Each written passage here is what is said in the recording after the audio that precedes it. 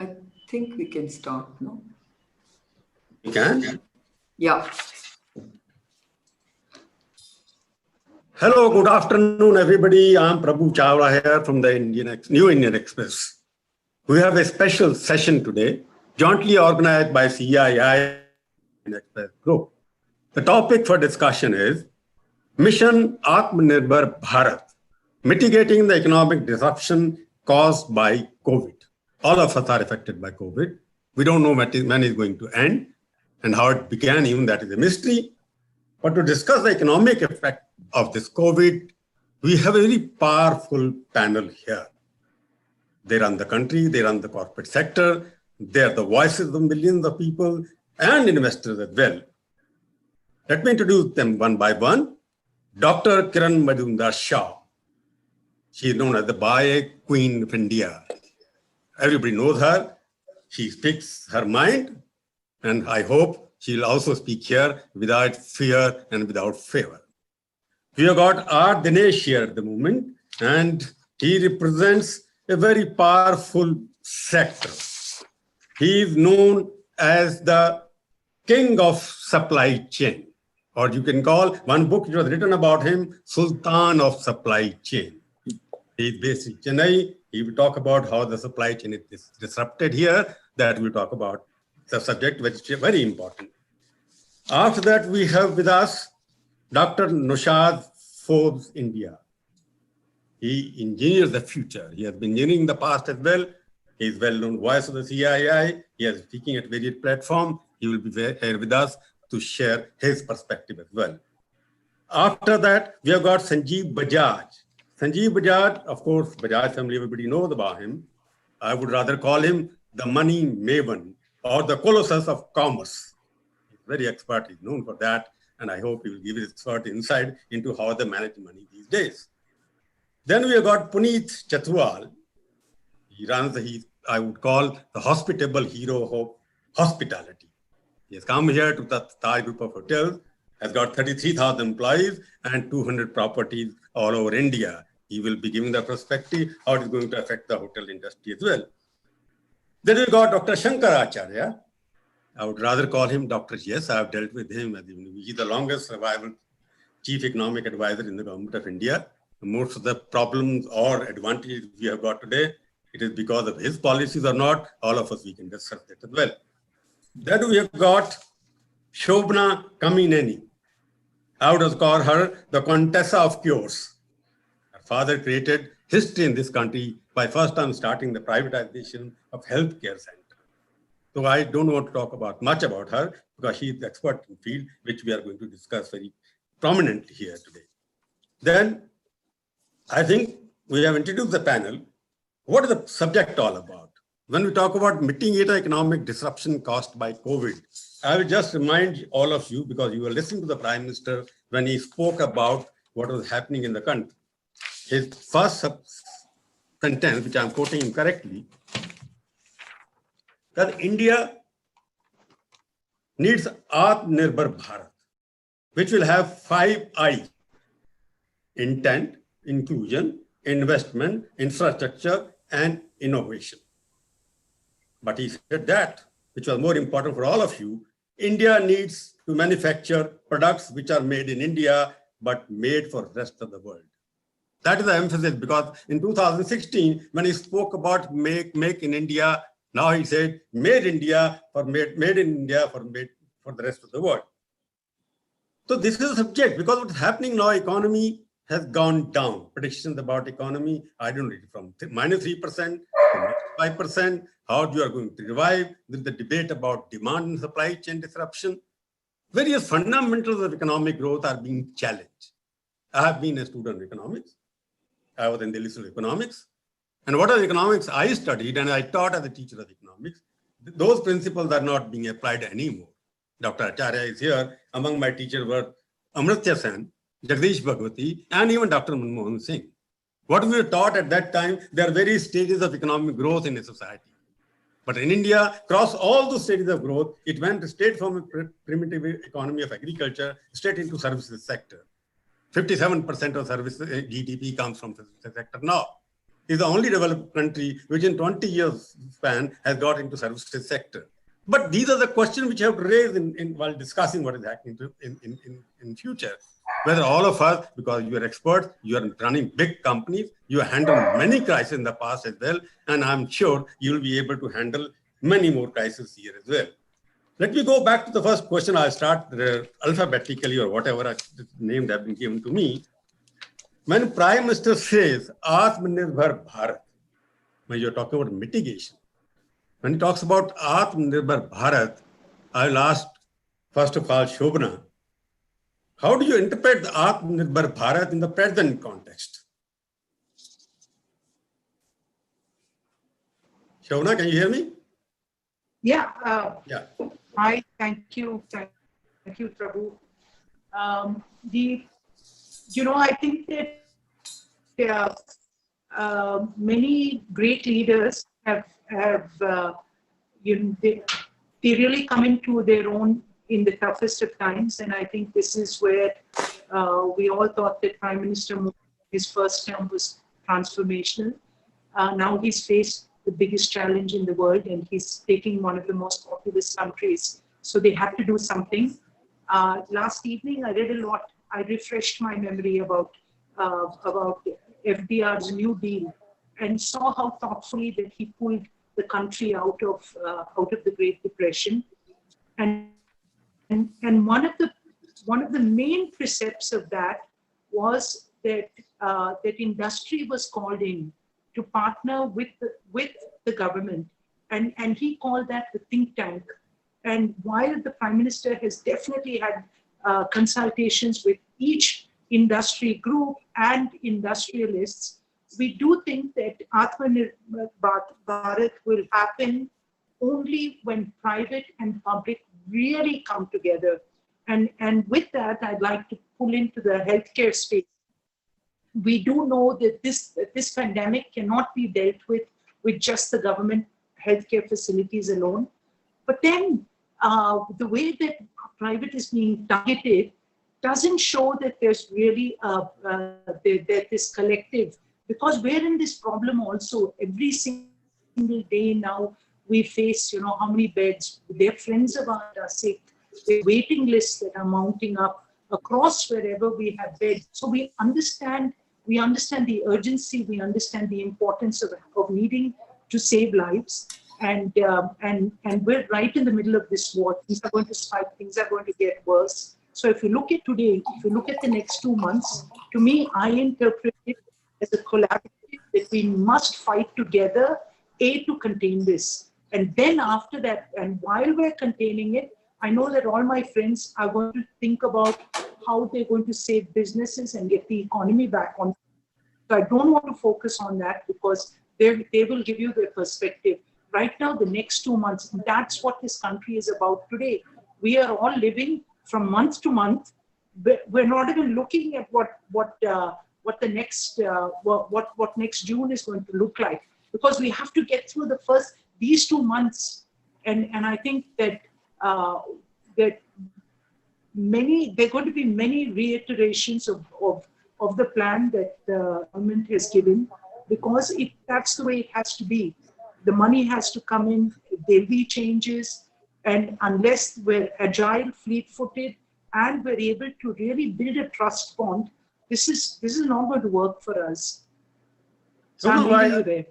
Yeah, Shobana, I just want to take it a little forward with you, because there is some issue, because everything depends on how COVID you are going to handle and what is going to be its final reach, whether it is already peaked or not, because all your economic forecasts and all your economic prescriptions or your packages will work only if there's some kind of a definite idea about the impact of COVID.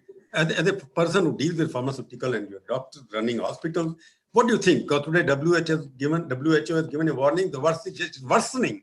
In that situation, all economic prescriptions will fail, because there's no vaccine for COVID anyway. So there's no vaccine for economic growth as well. Well, let's not think about the cure, because again, like I told you, that's a June scenario. In the next 2 months, the good thing is that our arsenal has actually become stronger. So like the economy will find new weapons to fight, like I can see Puneet being here. He's opening his hotels with a whole new norm. And I think everyone has thought through that. It's the same with our treatment protocols. Every day, like I personally have reviewed 1,106 new medicine protocols, and I'm not even a doctor. And I think that many of these are out there. So it was fortunate for us that we locked down early, because now we have a lot more experience behind us. And even though they're repurposed drugs, they're combinations that will help us. Our young population will help us. So I think that that we will get over this. The next 2 months is going to be a hard fight, but the economy is also not in play. We should open that, and I think that we'll struggle through these next 2 months, but we'll get over it. I'll go to Dr. Naushad Forbes, because he's expert in hearing and everything. He has been participating in all the debates. I just like to ask him, because the economic engine will move forward only when this package which the Prime Minister announced, 20 lakh crore, 21 lakh crore, somebody say 20 lakh crore, and once it was distributed among various sectors. I don't see why there is not a feel-good factor in the industry or anywhere else. 20 lakh crore Prime Minister announced was a very big announcement. And I don't know why there is not a good feel factor. Do you all feel there's no good factor? There's a problem in conveying, communication gap, or the money is not enough?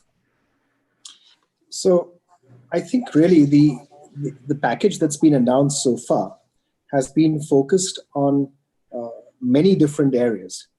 And the areas that matter to enterprises more broadly is MSMEs, where there's been very significant announcements, and where I think we're now starting to see an increase in bank lending because of the government guarantees.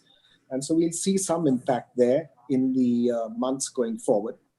And then second, in some things that have been done in the financial sector, in NBFCs in particular, and I'm sure Sanjiv can speak much more directly on that area. But there hasn't been anything so far for wider enterprises. So if you take your construction company, if you take companies that are in stress sectors, whether it's hotels or hospitality, whether it's hotels, whether it's travel and tourism, whether it's shopping malls, there hasn't been anything that's been made available for enterprises in general. And I think that's probably why you're not yet seeing a very strong, solid, welcome response to the package that's been announced so far. If I can add one more thing, I think the important thing is not just the short term. In the short term, as Shobana mentioned, we have huge uncertainty. And if we have huge uncertainty, what we need more than anything else is some transparency in how we will respond to how things unfold on the health side. So if we have some kind of a dashboard that tells us that if this kind of spread takes place here, this is the kind of response that we will need to have from a limitation of economic activity perspective. So I think that's the best we can hope for in the short term. But I think if we keep a focus on the medium and long term, I think that can more than anything else mitigate the economic disruption of COVID. If we can keep coming back and saying that, look, next year we will have a real bounce back. We will have a bounce back when we're beyond the health crisis because of the fundamentals in the economy, because of the response from the government, because of how the private sector is responding as well. And in the long run, we will have a really better prospect. Why? Because we're addressing some issues now, fundamentally on the economic reform side, that will lead to a better and more dynamic and more competitive economy going forward. We've taken one step in the 20 lakh package, which is the points that have been addressed on agriculture. They're fundamental reforms and they're very welcome. We need to do the same thing when it comes to our external orientation and foreign trade. We need to do the same thing in the financial sector. We need to do the same thing in rebuilding the trust deficit that exists between the government and the private sector. Dr. Naushad, you well put it. The question is that feel-good factor, because the 20 lakh crore rupees sometimes sounds like when the Prime Minister spoke, he said it's 10% of the GDP at what was expected in the budget allocation. And the GDP might come down after COVID. That is what we expect. All of you are expecting that. So 20 lakh crore rupees when the budget comes down, and 20 lakh rupees the movement, if you go by fiscal provision, it is just only 1% of the total budget. With 1% of the total budget of the neighboring countries having 7%, 8%, 12%, how do you say, what you could have suggested to the government? Okay, do A, B, C, three things which you could have suggested, Dr. Forbes, to the government. Be specific rather than like in your own industry. We had three very clear recommendations from CII. Recommendation number one, something for the bottom of the pyramid in the way of direct benefit transfers that would be widespread and where we wouldn't worry so much about targeting, we would just worry about coverage. Item number two, income support, wage support for the enterprise sector at large. So whether you're talking about a construction company, whether you're talking about a small shop, whether you're talking about a manufacturing company, whether you're talking about a hospital, 3 months wages in the form of loans at 4 to 5% interest using the banking system backstopped by a government guarantee. We said this would actually ensure that we protect employment, and by protecting employment, we set the foundation for a more rapid recovery. And that wouldn't be very costly because it's only government guarantees. The guarantees will only show, if at all, in next year's deficit or the year after's deficit, if the guarantees get called on. And third, right, address the actual sectors that are most affected. So address hospitality, address airlines, address shopping malls, address construction and real estate, because these are the sectors that have been that are the most affected and need the most help. Those are the bits that haven't been from that whole scenario. What we've seen so far in the 20 lakh crores is the MSME part, right? And a certain amount of different schemes for the bottom of the pyramid, not something that is widespread. So I'd say out of the 3 key recommendations that we had, we've done maybe 3/4 of one. There's still a lot has to be done. You see, the kind of suggestions you made, I'll go back to Dr. Acharya because he has been the longest tenure as Chief Economic Advisor. started during the regime and reforms in this country started. Shankar, I know that you, and my other thing is that I talk about all the time that we always get the revolving door kind of a economic advisor. Out of the 20 economic advisor, most of them came from Washington or World Bank or IMF. I will not go. I'll have some discussion about him later. But Dr. Acharya, would you tell us, if you were the economic advisor now, would you have accepted the suggestion made by Dr. Forbes here? Well, I'm now about to become a colleague of his, so what else can I do? Good. But, so, I mean, let me say a few words, which I hope will complement what Naushad has said, and in essence, I agree with him. I think first of all, we really have to appreciate that the COVID and the lockdown it triggered, and it's really been absolutely unprecedented blow to the Indian economy. We've had no other year in our sort of post-independence history where you've had this kind of hammering for the economy in all its respects. I mean, people are still very uncertain about just how much of a damage this will cause or has caused. If you notice that, 3-4 weeks ago, World Bank, IMF, government, investment banks, credit rating agencies were all still saying, oh, well, growth might be 1.5% positive. Now, in the intervening 3 weeks, it's all negative. Even the RBI said it's going to be negative. And some people, like me, think it might even be double digits. And even the State Bank of India says it's going to be -7%. So, we've just not had that kind of experience in our last 3 or 4 decades. So I just want to emphasize that. That's the negative side. On the positive side, I think what I'd like to emphasize is the cruelest month was April, to paraphrase T.S. Eliot, or rather, April was the cruelest month. And really, after that, as the beginnings of unlocking sort of started in May, and of course have gathered steam since then, it's really, we are now recovering. And I think the most powerful method of ensuring that output continues to rebound and employment also returns in a sense, to my mind, is just making sure that we have the courage and the determination to keep unlocking going forward. If we have any relapse, or if you like, backtracking on that, I think then we have far more serious problems than the very serious problems we already have. Even with this sort of unlocking, that's now very clearly in place. In fact, we're now supposed to be in unlock 1. The first quarter is going to be real write-off for most enterprises, and indeed, I think GDP alone will probably, I mean, if you remember, Goldman has said that in the first quarter, GDP might decline 45%. CRISIL says 25%. I say, 25 to 30%. So, it's an enormous hit.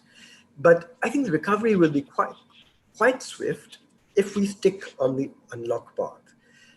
I wouldn't be surprised if by the end of the year, our quarterly GDP is sort of within 5-6% of what it was at the end of last year. Now, that's still going to be negative. But as Naushad pointed out, next year is going to be a big rebound. It's pure arithmetic. Because we've had such a hammering in the first quarter of this year, and effects of it will show throughout the year, any element of positivity in the next year, even if kind of the level is just about back to 2019-20 levels, in terms of GDP level, not growth, growth could easily be anywhere between 8 to 12%, depending on how big the decline was this year. If it was 7%, as the SBI says, growth next year could easily be 8%. If it's 10, 11, 12%, as I tend to think, growth could be 12, 13% next year. Now, I should qualify by saying that the real trick is to see what sort of growth we get after 21-22 is over, because that's 21-22 is going to be the recovery year. It's the real challenge will come after that. And that's where, as Naushad mentioned, what we do in terms of a whole range of policies, in terms of reform, and you mentioned the external sector, the financial sector, and so forth, is going to be critical. I want to just emphasize before I stop that the manufacturing sector, to go back to what you said, Prabhu, that how come India seems to have gone straight from agriculture to services and sort of skipped manufacturing. I don't think that's viable for us. We really have to resurrect the manufacturing sector enormously. And I was very, very happy to hear the Prime Minister say that going forward, he repeated what he said a couple of years earlier, that we must make in India for the world. Because that to me gave me a lot of reassurance that the future, from a policy perspective, will have a stronger emphasis on making for the world, being competitive, export orientation, and so forth. Let me stop there. Doctor, I think like a good economist, you have started the issue which I was trying to raise. You have been chief economic advisor, and Naushad put certain proposals there. He talked about DBT and giving concessional rate of interest, giving cash transfer to the poor people. And since you are a market economist, because you know all the economists who have been coming to India from 1991, you avoided the question. Why can't the government, like Trump, like British Prime Minister, everybody has put cash money in the pockets of the manufacturer? Okay, 70% of your wages will meet. Trump is earning cash money. What do you think if you were the chief economic advisor to Mr. Modi? Would you have suggested that or not? Yeah, I think the reason I emphasized, I first wanted to sort of emphasize the setting in which policy is being made, partly because of my sort of experience for many years in the policy circles, because I think precisely because the first quarter has been so damaging to output and employment, it's also been hugely damaging to government revenues, central level as well as state levels. So there, I suspect, and I don't know what's going on inside the finance ministry now, but I suspect there's just very little money coming in. And so while government may in principle agree with a lot of what Naushad has said, I think the reason perhaps that they have chosen to emphasize, for example, what has been done for MSME, which is essentially a credit guarantee program, is that its call for government money right now is relatively little. They'll come home to roost later. Now, could that be done a little more for other sectors? Possibly, and quite possibly that will come. But in a sense, the real money, the cash money, as he suggested, should be really initially, in my view, focused on those who've been hurt the most, the poorest segments of our society who've lost jobs and income earnings. And there, I think the problem has been not just an issue of not enough money, that might have been part of it. I think our delivery mechanisms for, if you like, getting to targeted populations is not that finely honed. And making it universal, as Naushad had suggested, I think it probably ran into a sense of, look, we're not getting any money. If we make it universal, we'll have nothing. But I'm just speculating. I don't know what went on in the finance ministry and in the PMO. I'll come back to Shankar, back to you again a little later. Let me go back to Sanjiv now, because he's a finance man here. Money knows what money means and how it is gone from one sector, one hand to another, B to C, C to B. Sanjiv, can you tell us what is your prescription in the current scenario where the money, everybody talking about money, but nobody talking in what manner, in which manner, because when it comes to deficit, that is a very sensitive subject to the corporate sector as well. They don't want deficit to go up, yet they want the money in the hands of the people.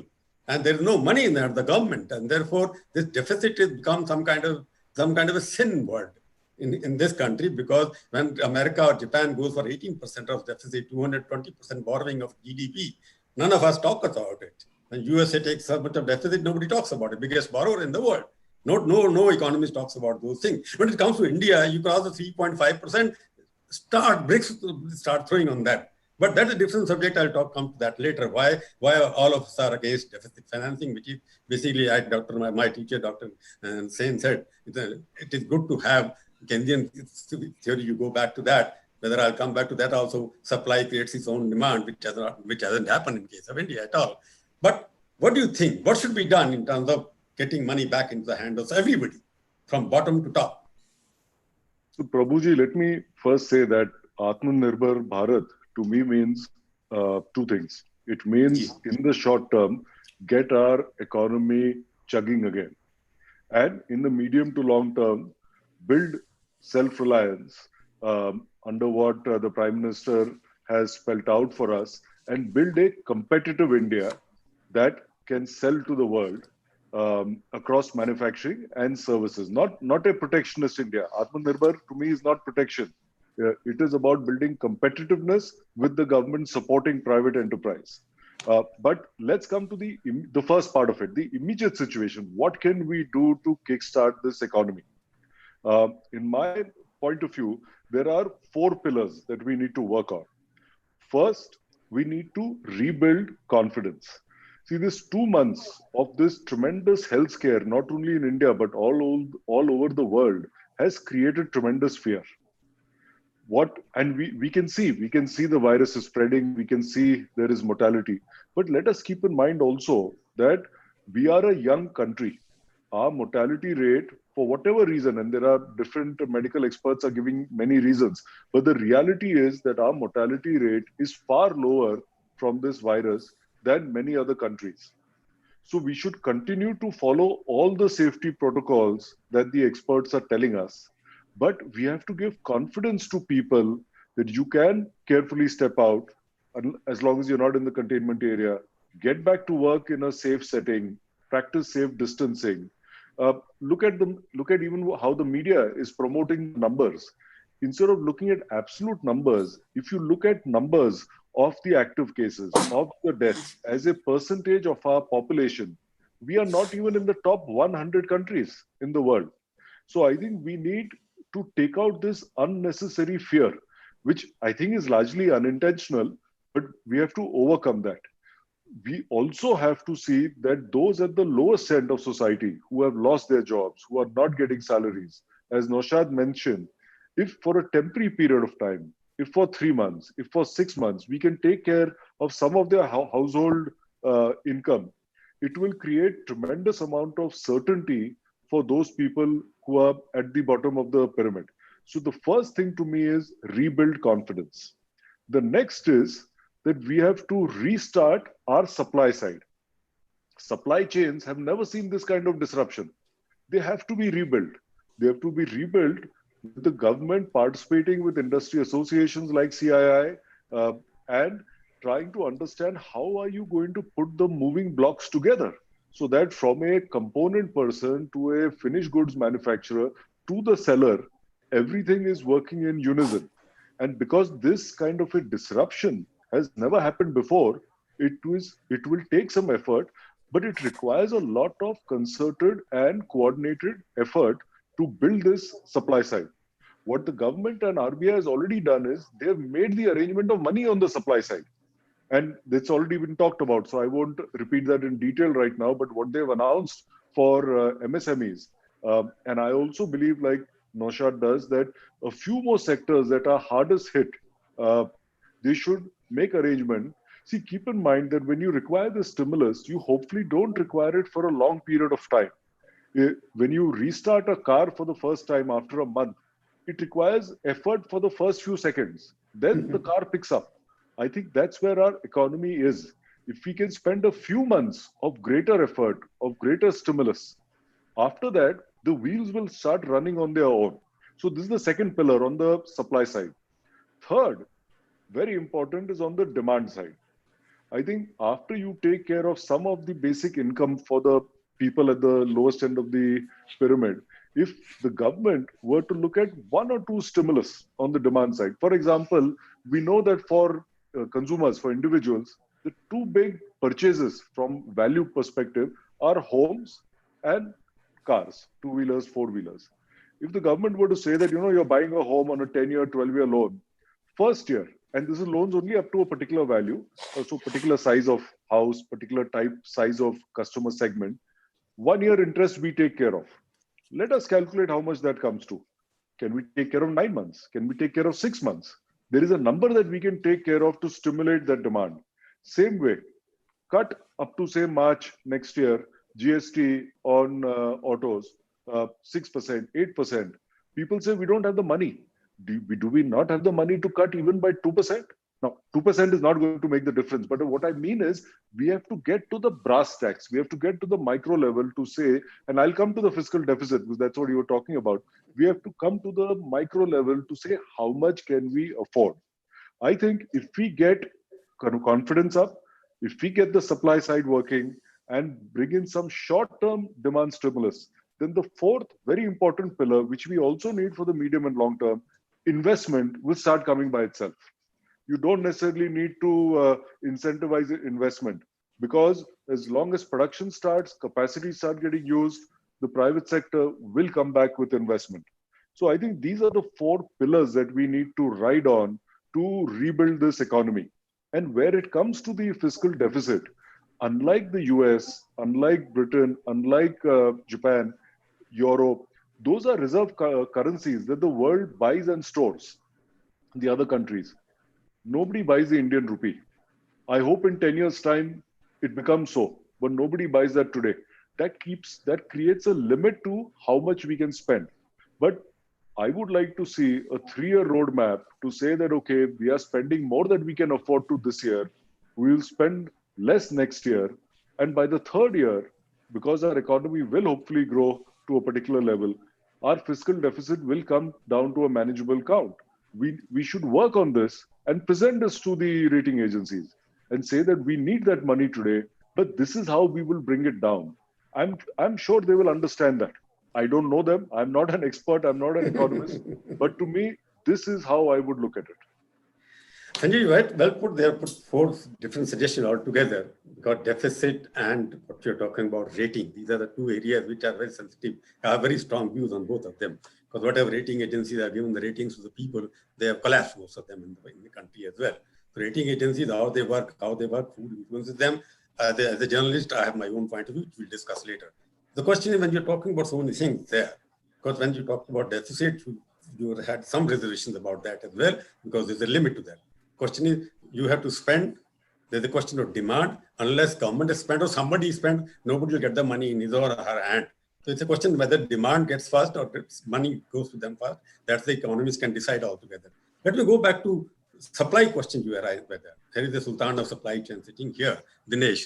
I'd like to ask him, how much supply chain has been disrupted in the country and how you want to restore them? What would require, what kind of effort would require? Because millions of migrant labor going, who are picking up goods from one place to another, putting into trains, putting the truck, they have moved out of the country. Almost 90 lakh people have moved out of various cities and various manufacturing giants.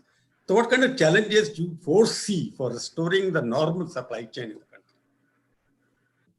Thanks, Mr. Chawla. I think the reality is, it has been highly disrupted, like you said. We were operating at about maybe 20% of what we would call as our normal operations. And don't forget that the supply chain, especially of movement of goods as well as warehousing, is a very fragmented business in India. Just to give you an idea, I call that maybe the pure livelihood business. No trucker ever calculates what return he gets on his business. He lives on the business he does. So to be able to restore that back, I think I would go back to what Sanjiv first mentioned, that is to be able to get the confidence back. And I think we are definitely working on that. I would say it is not just the government's job to be able to do that. I think the private sector who are actually utilizing these truckers and the other labor are the ones which we have to also consciously build the confidence of. I think there is a time frame in which this will change. I agree with Sanjiv that I think the message itself has to change. If I look at it today and say that, people will kind of, run away from all the major cities because they believe Chennai, Maharashtra, and, Mumbai and Delhi are literally like, places they would like to avoid being considered as, hotspots, even though it may not be real because, all of us living here are not feeling that. But having said that, the reality of it is, if you look at, I would call the current year, I think you will find the supply side will come back pretty fast because it's a question of survival for most of them. So current demand, whatever is available with the demand itself being low, I don't see the supply chain having a big challenge in terms of coming back to normalcy. I would hazard a guess and say it would not take more than 2-3 months. There are 3-4 issues here which we will need to work on. I think one everybody has mentioned, which is the funding side of it. But here also, I think there has to be a slightly smarter way of getting access to some of these smaller players, the funds. I think we in the large corporates have to start working with the banks to work out a methodology by which we can start accessing the smaller players through us, rather than ask them to be lent directly, because it's going to be a much bigger challenge. I think we should come back with innovative solutions in terms of being able to reach across to the smaller corporates with some form of a support. I mean, the government guarantee is there, but in terms of the corporate support, in terms of reaching out to them, I think that's number one. Number two is in form of what I would call the feel-good factor, which you mentioned. And I think coming from the supply chain side, I think one big reform which I would definitely advocate, and I think which we are looking forward to, is to have an outsourcing policy. I mean, India can scarcely afford putting in more infrastructure, putting in more or lesser utilization of its current infrastructure. We know whether it is starting from the truck to the port to even, I would say, many of the other places, we do see a significant capacity utilization challenge because we really are not outsourcing as much as the rest of the developed countries do. I mean, just to give you an idea, we are at about 35% outsourcing as compared to, say, US, which is at 80% outsourcing. So I think one of the big reforms, which I think will make a short-term psychological impact, would be to come in with an outsourcing policy, not just for the private sector, but also for the government to follow, which I think could give a quick upswing as far as the supply chain side is concerned. The third element, which I think will also make a big difference, is I would call it as a mix of the MSME focus and the supply chain focus. I think one big factor of the supply chain, which we are not really focused on, is what I call the aftermarket.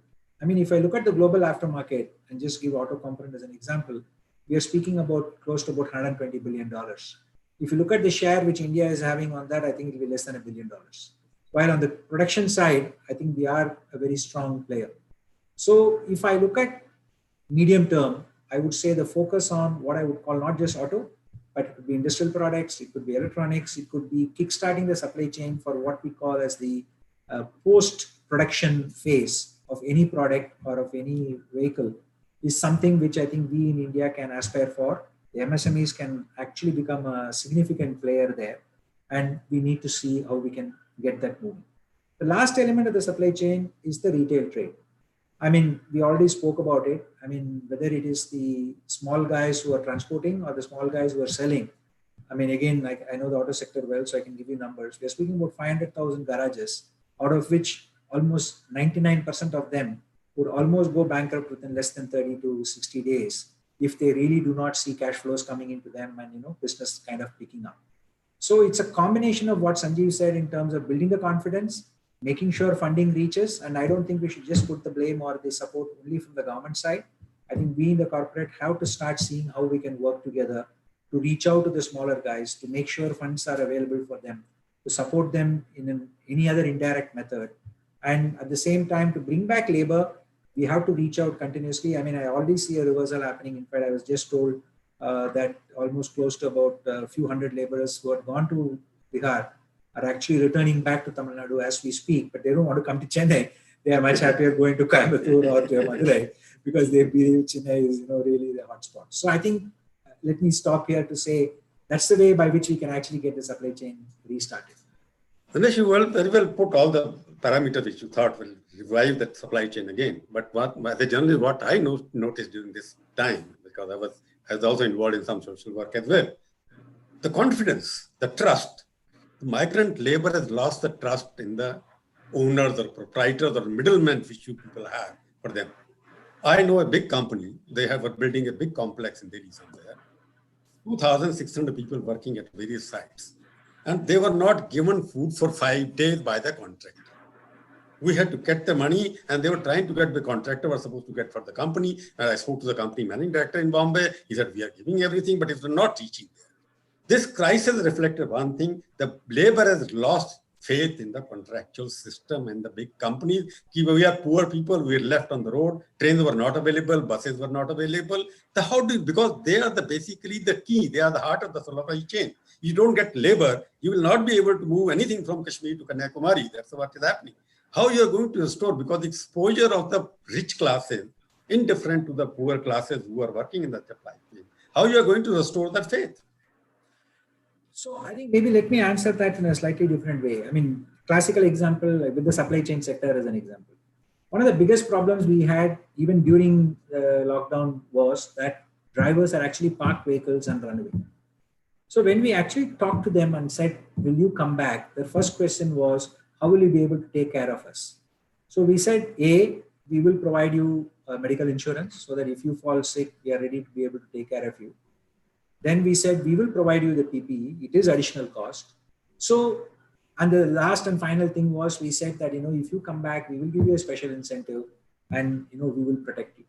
Now, you have to walk the talk. I don't think it's an easy thing to restore trust back, especially when you are, as you said, have had issues in terms of doing that.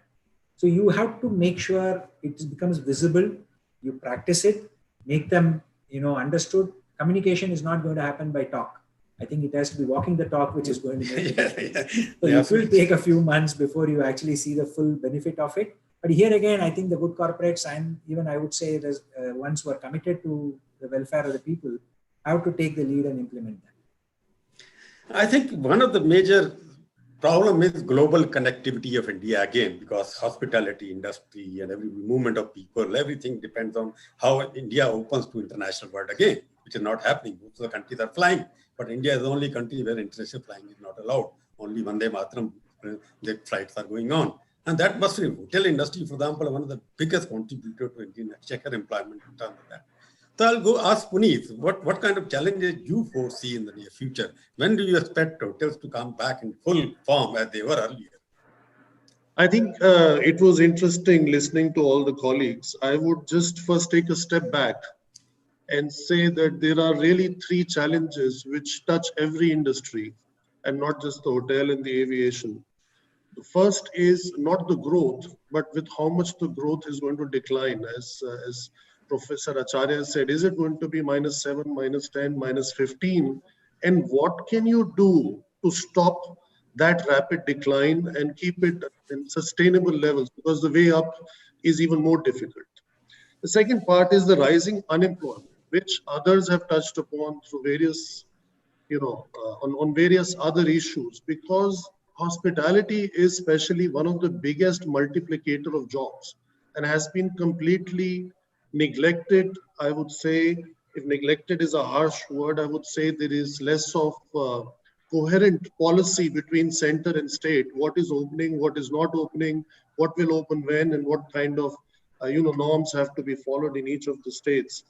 And last not least, I would say, is the immediate need for medical facilities, for which we've been reading in the news that the hotels are being requisitioned under the Disaster Management Act, and we have been helping the governments wherever we have been present since already 2 months. So I think that's not the issue. The main thing is that crises like this are an opportunity to make policy changes which are going to help you get through this 3 months of the phase, as Shobana ji said, of survival, we call it, and then help you somehow revive the economy in the following 3 months. And that's when I think the revival will start. As of September, October, November, it's anybody's guess, depending on what happens in the next few months. But it'll definitely happen within the revival phase will start. And if you have to be talking about a self-reliant and Atmanirbhar, I think that's definitely deferred to next year. But the policies can be made now to help the country get there. And there is no harm in learning from many other countries where it has happened. So having lived like maybe 30 years in Europe, and of which maybe 15 in Germany, I always like to take the German example. There are 2 phases of Germany which are very fascinating. One of that is the so-called Wirtschaftswunder, the economic wonder of the 60s and the early 70s. And the latest one was when the reunification of Germany happened, when the West had to absorb the East. And a lot of policies were put in where cash followed. And actually, if you go and visit the Eastern German part today, it looks far more advanced than the Western part because everything was built from scratch. So when it comes to hospitality sector, and I think I have to appreciate that both Shobana and Naushad have been like kind of batting for us. So that was very nice. Not heard many people outside the industry talking positive or that something should be done for the industry. So that was good. I think we have to go from being dependent to independent. We're too much dependent on certain ways of doing business. And I think, as Shobana mentioned, we could go in for, public-private partnerships, get more MSMEs involved to kind of spur the growth that is needed. From being very complex, that would be my number 2 point, to be more compliant. Today, to open a hotel, I was told we need maybe 70, 80 different kind of licenses. Maybe as an example, you could do with 10 and you are still compliant, but you don't have to go from one office to the other to get the licenses. The third is from being very enduring to be, a kind of an enabling policy, which means investment in our infrastructure, which we had started. I think it should continue because having good airports, having connectivity in secondary cities and primary cities makes a nation more agile. And if you get the agility, you get the Atmanirbharta too. The fourth one, I think, was mentioned by, I think Sanjiv mentioned that on GST rates, I would call it, rationing to rationalization. So hospitality and aviation is still considered a very bit, kind of, it's a luxury sector. These guys, they're always in a suit and a tie like I am now, and they're always in air-conditioned, spaces and having a good time. We are there for the guests. That's the kind of business we are in. And I think we made a correction on the GST from 28% to bring it down to a big amount. But I think there is a long way to go because it's a part of building the infrastructure of a country which provides directly, indirectly, in organized sector, more than 12.5% of the jobs and almost 9% contribution to GDP. That's where it was with a big way to go. Then I would say, fourthly, it's going from, from a very localized approach to a little bit global before we start thinking global. I think even if we get the leadership in the midterm, in our regional areas, that would be good to target at one part of the world, but not be all over the place, because that would maybe be a much more difficult exercise instead of being a leader in the region. And last not least, as the Prime Minister said, I would not say discover India, but rediscover your own India. And all this could be done, to come back to what Professor Acharya had said, you don't need cash for it. You could incentivize travel next year, because domestic tourism is the one that is going to lead charge in reviving the demand in the next 12 to 18 months, not just in India, but in every country of the globe, because the international travel will be for some time subdued. And then you have the weather challenges. In some times of the years, people like to come, and in the other times, there are no conferences, there are no such business meetings, and people don't come. So I think by doing a few of these things, and there must be 5, 10 more, I tried to simplify it, that the hospitality sector can be revived. And one of my favorites, which I've been saying to everyone, is after independence, after 7 decades of independence, it is time that this sector was given the status of infrastructure by the center and of that of industry by the states, so that it can also get the same privileges like any other industry or any other sector gets, because it's the most capital intensive, but it's also the most labor intensive. And labor intensive again keeps coming back to unemployment or employability. And if more people are employed, there is more disposable income, there is more income in the economy, and there is less social inequalities. And it helps to build what you call a nice social market economy, which can thrive over the next decades. Nicely put, Puneet. Very interesting. All that you were very clear in your what you want to be done. And let me go back, because I just in the beginning you said we don't know what is going to happen in terms of growth, whether it will be -5%, 10%, 20%. I'll go back to now, Kiran. because she's very vocal in these subjects. And 1 year ago, she spoke somewhere, if I am right, please correct me if I'm wrong, that you said somewhere that GDP growth, if it is 5%, we should declare emergency. Now it is going to be less than -5%. What do you call now? So, Prabhuji, I just want to start by saying that, look, these are all numbers and percentages which we really shouldn't worry about at this stage. I think what we really need to do is to reset our growth targets. We wanted to become a $5 trillion economy. And I think that is really the target we need to set ourselves with. When are we going to become a $5 trillion economy? Do we have to shift it by a year or 2 or 3? I think that is what we really need to look at this stage. Now, I think one very important thing that this crisis has actually shown us is that we are very resourceful as a country.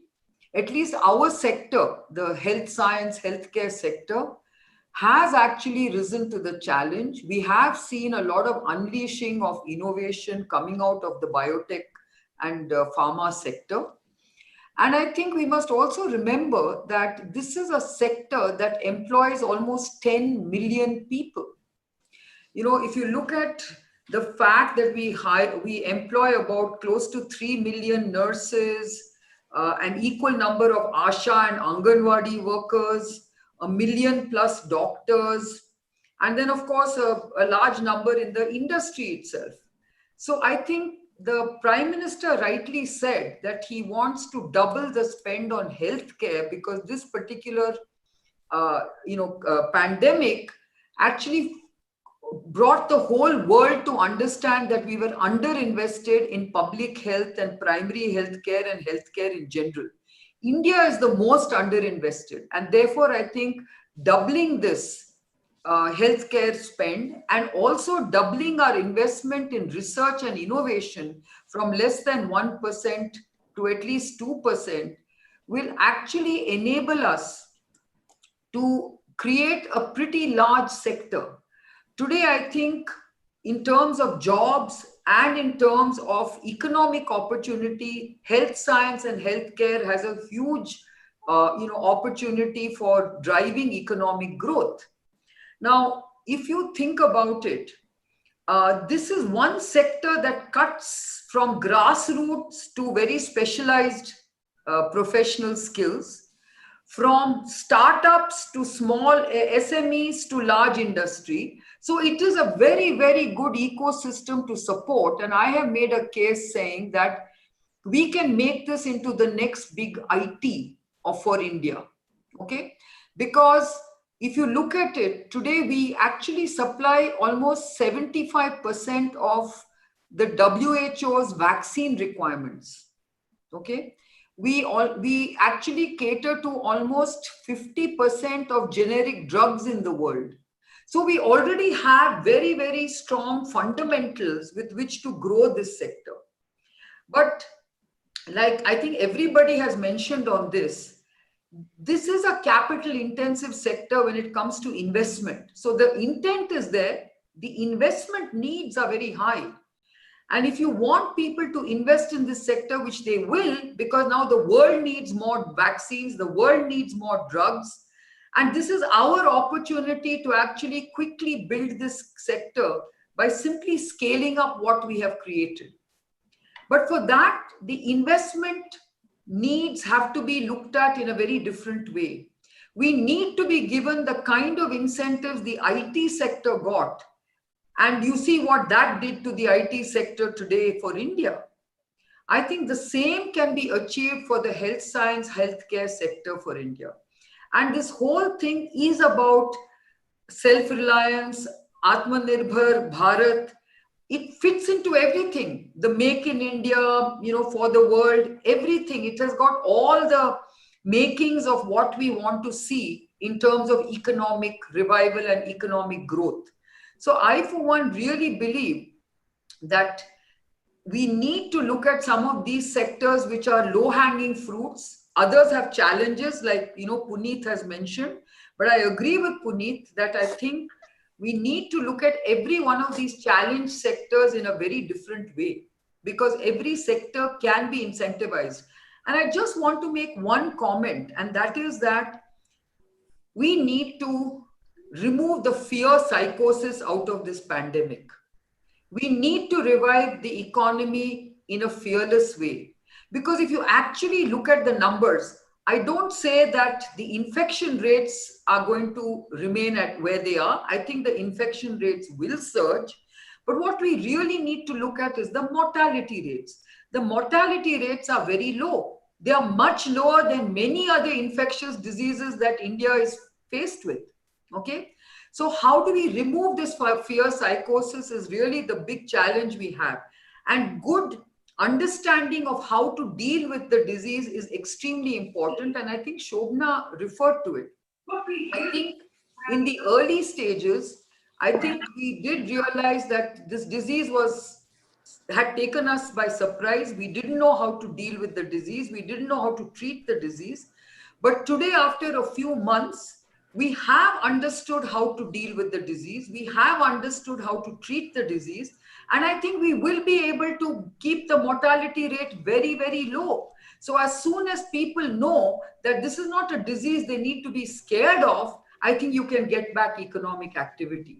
And that's what I'm pitching for. The vaccine is going to take some time. You might get a semblance of a vaccine in the next few months or by the end of the year, but that's not going to be a vaccine that really gives you the kind of protection and safety that you're looking for, because that's going to take some time before you know whether this vaccine is really protecting you and for how long. So I would not worry so much about the vaccine. I would more worry about how we are managing the disease. And if we are managing it well, and I think there are lots of things that we as a country should actually, that's another part of Atmanirbhar that we should focus on, because I think we also need to have self-belief. Self-reliance requires self-belief. We cannot keep on waiting for the outside world to tell us what to do. We need to be self-reliant in terms of how to manage this disease. We need to be self-reliant in terms of how we want economic activity to be pursued in this country. So everything is about self-reliance, and that self-reliance actually calls for self-belief. We need to have more faith and belief that our treatment regimens are working. We need to have much more belief that our drugs and our medicines are working. And we need to have much more confidence and belief that we know what we are doing and our healthcare ecosystem is managing the disease well. Right now, we are looking at a lot of comments and criticism from everywhere else in the world. And that is not also a good thing, because we don't understand what's happening with us. And we are much more, on top of things than we realize. Yes, the numbers are rising, but that should not really be of surprise to us, because this is a viral infection. And yes, we have learned how to contain it, how to track it, how to trace it. So we should do it even better. And I also believe that, we as a country ought to be investing much more in medical research than we have done all this time, because we have the capabilities. We must stop the brain drain that is happening today. We are graduating so many, doctors and specialist doctors. Most of them prefer to go overseas because the research environment here is not so exciting. Look at the treasure trove of research substrate that we have here.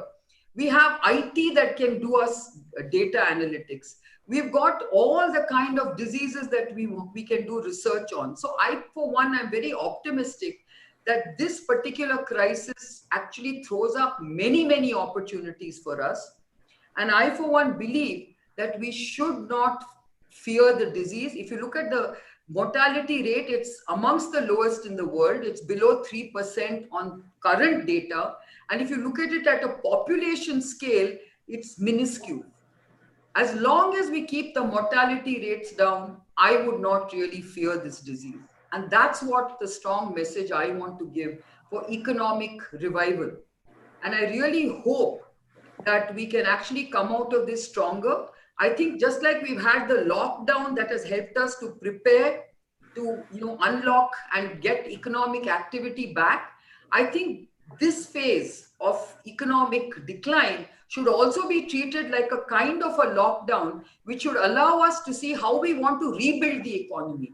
One of the big opportunities I think we have is in regulatory reforms. I think many of you have spoken about regulatory reforms. I think Puneet said that he needed 100 regulatory approvals and it could be brought down to 10. But I'm saying let's even go beyond that. We've actually, one important thing of this pandemic is that it created digital platforms. And if you can leverage a digital online platform for regulatory processes, you can parallel process, you can create virtual single windows, and you can significantly bring down regulatory timelines, which again will help our economy. So I think a lot is possible, and I think we should look at it as an opportunity. So I'll stop here.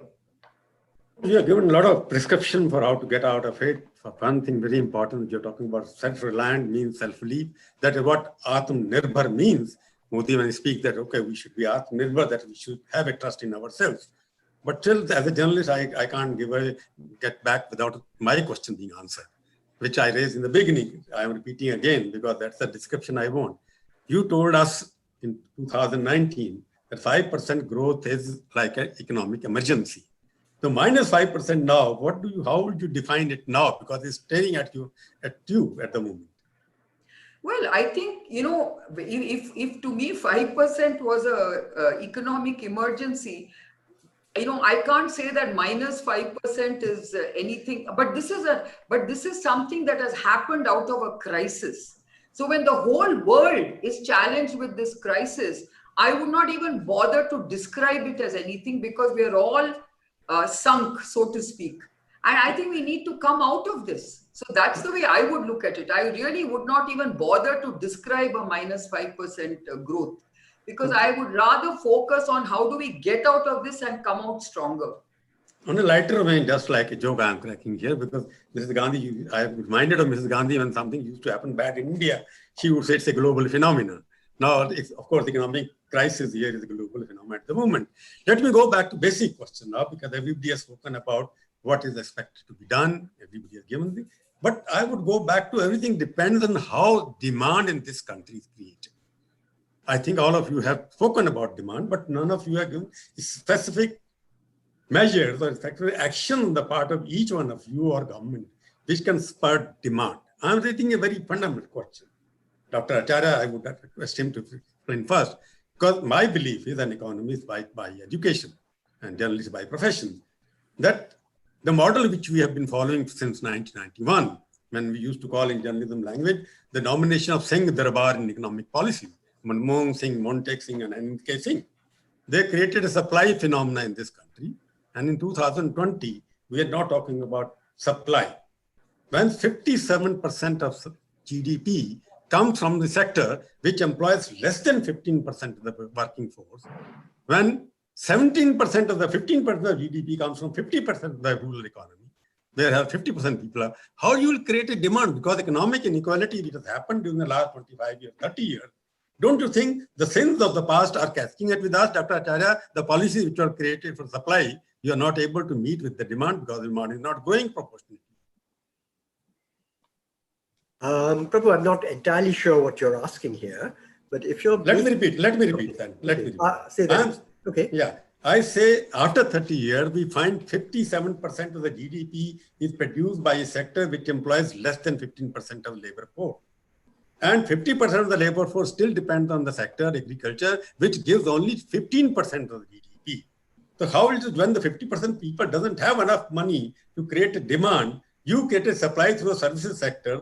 So how you create a demand now, the model which you followed, supply side model, that it has proved supply necessarily doesn't create its own demand. Am I clear now? I think I get a better idea of what you're saying. First of all, of course, I have to say that I don't agree with your characterization of the last 30 years are a supply side model. As an economist, supply and demand go together, and sometimes you have to put one first, and sometimes you have to put the other one first. But basically, you can't have supply without demand, and you can't have demand without supply. So I just want to, we can take the debate offline on that one. But I think the broad issue that you're raising, if I understand right, is that, look, agriculture produces 15% of GDP, and yet employment there, at the same time, it employs something like close to half the labor force. Yes. So you have a huge problem. Now, I completely agree with you that has been a big failure of Indian development strategy for many years. It's not just from 90 onwards, it goes back to 1947 onwards.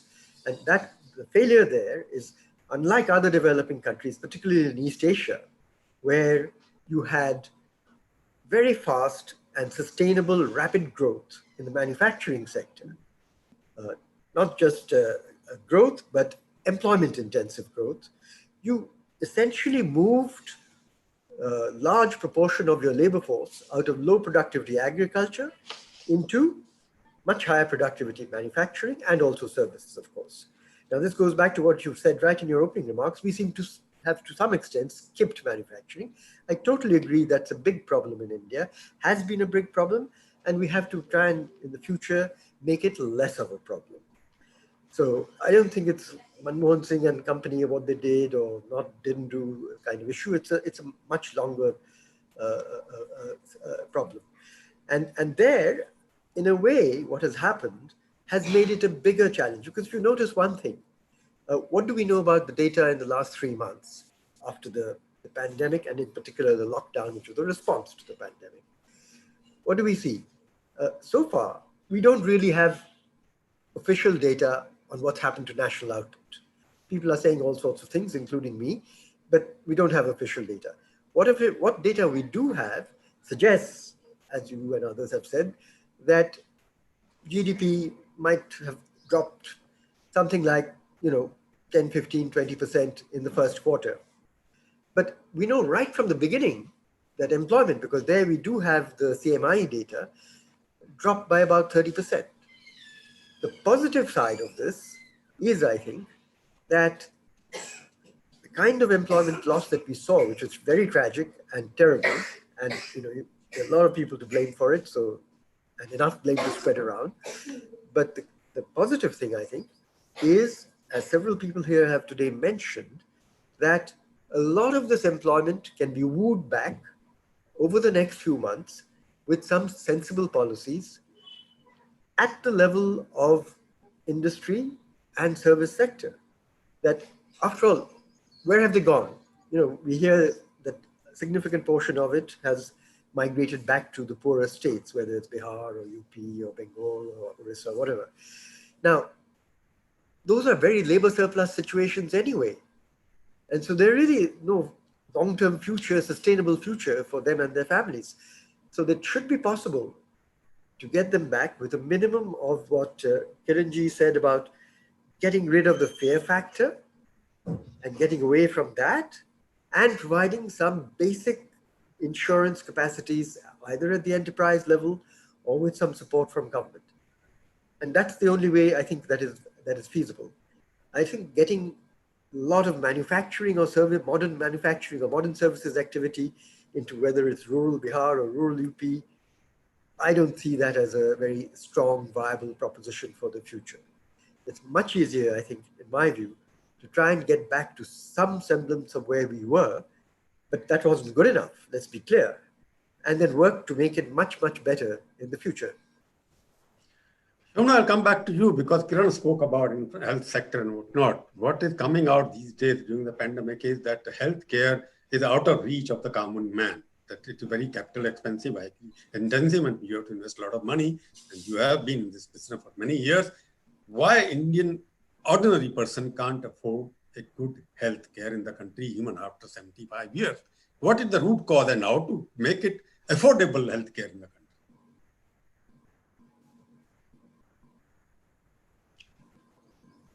Shobana? Is she there? I think she's not there. Daniel, is she there? Okay. I think she's not. Let us move forward now. May I answer that on Shobana's behalf? Yeah, please. I'd just like to say that we actually have a very affordable healthcare model. When you compare it globally, I think we do have a very affordable healthcare model. I think what has happened is that we haven't been able to, create a public-private partnership model where the private sector is able to sustain on what the government believes is the right price point. I think the government's way of calculating packages is not viable for private sector, because the way we are looking at the way these packages are coming out is based on just cost, basic cost. I don't think any of the government packages factors in operating costs, the investment costs. These are very expensive, capital intensive investments that the private hospitals make. And I think we must understand that if we want these hospitals to be more affordable, then they need to be given subsidies and stimulus packages that bring down the capex costs, the interest costs, and what have you. So it's not fair to judge private sector operating costs with government sector operating costs, because it's not comparing apples for apples. And that is where I think the biggest problem is. And we need to make sure that there is a very rational discussion and dialogue to bring about a level playing field that makes people realize that this is what we are talking about. I'll emphasize the demand part more now, because there is a consensus in the country that demand has to be created. And for that, what I say, you need the vitamin M, money. Sanjiv, I would like to ask you, what could be the factor, what could be the suggestion on your part to revive that demand at the bottom level? It has to be bottom-up approach. I think top-down approach has gone out. And as Shankar Acharya, one of his book, wrote, that can India grow without Bharat?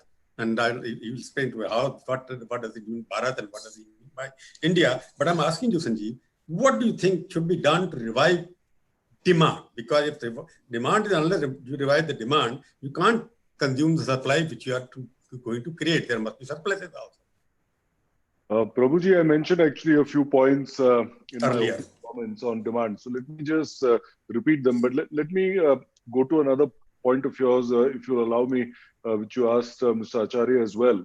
This country grew at 9% 10 years ago, with even more people from rural India involved in agriculture. So with the right things, we can go back to 9% growth. So let's not try to overcomplicate the situation. On top of that, in the last 10 years, your typical agricultural population beyond agriculture is also involved in a lot of rural infrastructure projects. The entire Manrega scheme of the government has put significant amount of money into rural India over the past decade.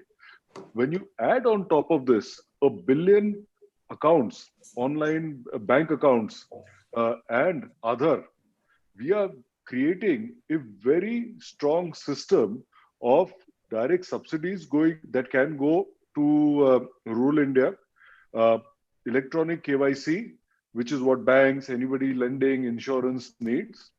And that way, demand can grow. Now, I'll give you an example of our own finance company, Bajaj Finance.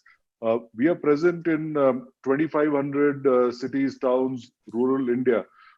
35% of our business comes from rural India. They may not buy a 42-inch TV, they'll buy a 36-inch TV. They may not buy a double-door refrigerator, they'll buy a single-door refrigerator. They'll buy a smartphone for 15,000 rupees. And their credit is better than urban India. So rural India is also growing. It has a smaller size, smaller pocket. It will happen over a period of time. But with the right measures, you will be able to see that change. Coming back now on the demand stimulus, my sense is that a short-term demand stimulus is required at this point of time. It's like, another analogy is if there is a patient in the emergency room of a hospital that has just come from a major traumatic, let's say from a heart attack, the doctors for a few days will give a cocktail of medications to revive the patient. The same medication, if you give for weeks and months, can kill the patient. So in the short term, get things to move, you need a boost of something different, which is what our short-term demand stimulus should do to take our economy out of its comatose state. And I think where it can help the most in the most quickest form is on individual consumption. And I mentioned two large asset classes, home and two-wheeler and four-wheeler. Incentivize this for the short term and you will kickstart demand. But as I mentioned earlier also, before doing that, rebuild confidence, remove that fear. And we have to all do it. It is not only the government's job. We have to all do it with our own employees, with our colleagues, with our families. Stay safe, practice safety, but remove fear and create that short-term stimulus. Rajiv, Sanjiv, you're absolutely right. What you spoke about 9% growth. I don't want to get into that discussion because I'm a student of economics as well. Because from 91 to 2020, inequalities of income in this country has gone up. How much by what has happened? In the Prime Minister spoke, even after 70 years, how many people pay income tax of more than 10 lakh rupees of income? And last data was 2 years ago that 1% of the top people got 69% of income generated in last year. That is also one reason, because the demand is concentrated in the hands of people. I'm not against this. The people have to make wealth because they're spending money, they make money. The question is equitable distribution of income would have created much more stable, sustainable demand model, which is my feeling that we have sustained that thing happen. Now let me go back to Naushad, because he was speaking about these things. It was very specific, 1, 2, 3, 4, 5. But Prabhuji, before you do that, if you allow me to interrupt, I'm not an economist. Please. I'm not an economist. Let's keep in mind, countries' growth, one has to see over decades, one has to see over centuries. There can be periods of time when there is income inequality. But the more important thing is, if at every income segment, people are doing better than what they did 10, 20 years ago, then we are in the right direction. I'll stop. No, I will not get into debate, because there's one of the column which I wrote a letter to the Prime Minister that India needs more lakhpatis, not crorpatis. And we are turning to making crorpatis into arabpatis, and lakhpatis are becoming poorer. That is a different issue altogether. We will not get into that debate. But let me go back to Naushad, because he was very specific in that term. That let us list down, because you're all against deficit financing by thinking, by conviction. And if you are against deficit financing, what America does, you have a different reason altogether. If the capital gains tax are not imposed, you get gains. Because of that, you make more money. Yes, you invested in, you work hard. I am not, that work hard should not be paid. But we are perhaps the only country which has over 30 years, almost 25 years, no capital gains tax on the stock market. And that may have led to inequalities of income as well. There are many owners who have a cash reserve in their own personal pocket of over 1 lakh crore rupees, but they don't pay enough income tax. But that is the policy. I don't want to get into that. But I want Naushad to tell us very specifically, because you spoke about cash transfer in the hands of people. But how it can be done without deficit? Why can't government issue bonds or capitalize deficit? And Mr. Acharya can tell you more later. But I want to ask you, because you spoke about cash transfer. That of how one can do it without increasing the deficit? I have no idea. I don't think you can. I think if you're actually going to spend, if the government is going to actually spend more, yes, you will increase spending. If you increase spending, the only argument, by the way, is that if you didn't have that spending from the government, your tax collections and your overall economic activity would be so much lower that you will actually end up with a bigger deficit. That's the argument in favor of actually of a stimulus. That's the argument in favor of spurring demand. I want to come to your question on spurring demand. Yeah, there are two other areas that are big opportunities that are available, apart from what Sanjiv mentioned about immediate things that would spur demand. There are two other areas. One, the government should pay its bills. There are huge outstandings from the government to the private sector and to public sector undertakings. Probably around 3 lakh crores, yes. Right? That's, if the government pays its bills, that in itself will be a huge cash stimulus into the economy. Will it add to the deficit? Yes, in the short run, because of the cash accounting system that we follow in the government. Yes. But it's the sensible thing to do, because it's one time, it will be a stimulus. Second, right, a huge public works program and infrastructure investments from the government. we have many issues that we need to address, whether these issues relate to transport and transport infrastructure, whether they relate to infrastructure within our cities, to address housing, many opportunities that we have, which can actually end up employing people in a massive way and can actually end up also addressing the issue that you raised about equality. Because, yeah, we've got very little time left now. Let me go back to Dinesh again, because demand is also related to restoring the supply chain, because maximum labor is involved in that. What do you think? How the demand can be revived? I want 2, 3 suggestions short, because we are going to conclude. No, I think obviously, money is something which everybody can speak about. But I think the real change is going to come at the rural level. I think the biggest benefit which I think we can do is to make sure the supply chain is available where there is some demand which could be generated.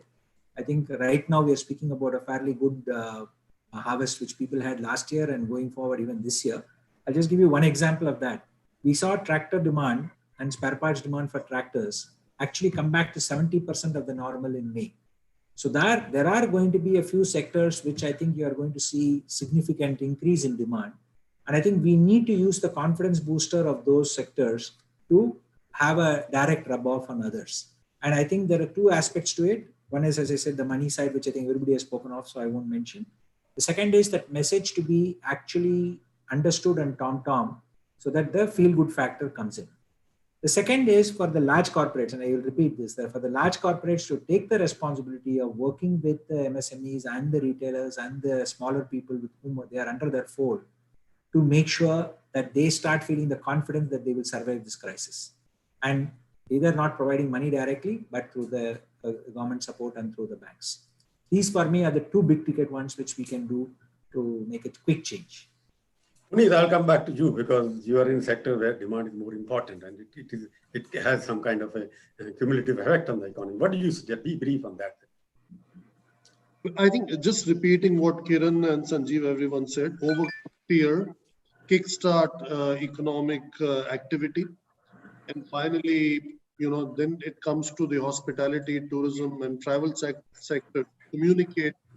When you travel, you are staying safe with us. Now, I'll round up in a way, because I'm going to ask a very blunt question to all of you. You have to say yes or no, or you can not say if this and that, but that, because that is what for spurring demand, my feeling is government should forget about the deficit. It should go across the deficit, yes or no, 5% and above. Mr. Shankar Acharya. It should never forget about its deficit, but that doesn't mean it shouldn't have one. It is not sacred anymore. 3.5% can cross. You think government should cross for revival? Listen, I will take one half a minute to say that I expect this year the central government's deficit will be north of 6% of GDP. The states will be another 4 to 5. You'll get a general government deficit of about 12% anyway. So if you think... You are saying should be, but is it desirable? No, I'm saying it's already on that track, and it will be. I'll bet you anything. You want to take a bet? I'll take it right now. No, I agree with you what you're saying. I'm just saying whether you, for a pandemic cure, you suggest that deficit, the line which you had fixed economy, the 3.5% is an ideal for us. They should ignore that. No, in a pandemic situation, obviously you have to change your view. But all I'm saying is that if one thinks that a deficit at a level of GDP is unlimited and riskless, I think that's completely wrong. And your debt to GDP ratio is going to be very high, and you will have a loss of confidence all across, internationally as well as domestically. I'll add another small question, yes or no again. Should India ignore rating agencies altogether? Moody's against Moody's mission. So they should ignore this? That's their business. No, what do you think? Moody's ratings, because look at the ILFS and other companies which have collapsed after the high ratings. Moody's have already changed their rating. So they've brought it down, no? I'm just saying for deficit financing, country rating is also on the deficit financing. No, no, but it's not only at the level. Moody, many of the factors are there. Yes. Fairness to Moody, they gave reasons that they felt that it's not just about the deficit. They felt the way things were going, the growth of this economy was going to be low in the medium term. Now, you may disagree, but that's what it's their prerogative to take a view. Sanjiv, you tell me, does deficit financing, any limit should be fixed during this time or not? Yes, to the way Mr. Acharya explained it, 11-12%, maybe you can do another 1.5%, but it can't be unlimited. We cannot ignore Modi or anybody else, but it doesn't mean that we are blindly supporting what they do. In any orchestra, every person has to play their instrument well. Yeah, Mr. Dinesh.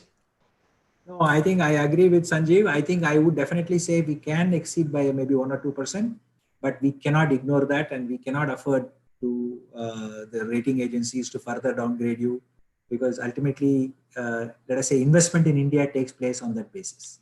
But they don't apply the same principle on Western countries, no? Which they apply on us. I agree. That's a different point. Yeah, Naushad, tell me. Rating agency, India should follow rating agency, but West can ignore them. Exactly as Sanjiv said on the deficit. On the rating agencies, we shouldn't do anything because of the rating. We should worry about doing the right thing. The rating should be an outcome. Good. Yeah, thank you. Now, what about Puneet? I think if we had thought only of rating, then we would be in a bigger trouble. So we should ignore them. A good way. Thank you very much, all of you. It was a very lively discussion, of course. All of you suggested, made very well. All of you emphasized the need for a demand spur in this country, and supply model is, of course, is there. But most of you still believe that what has been done, more can be done to boost the economy. It's a question of survival at the moment. If you survive, only then you can thrive in this country. Thank you very much for having an event. Thank you very much. Thank you. Thank you all.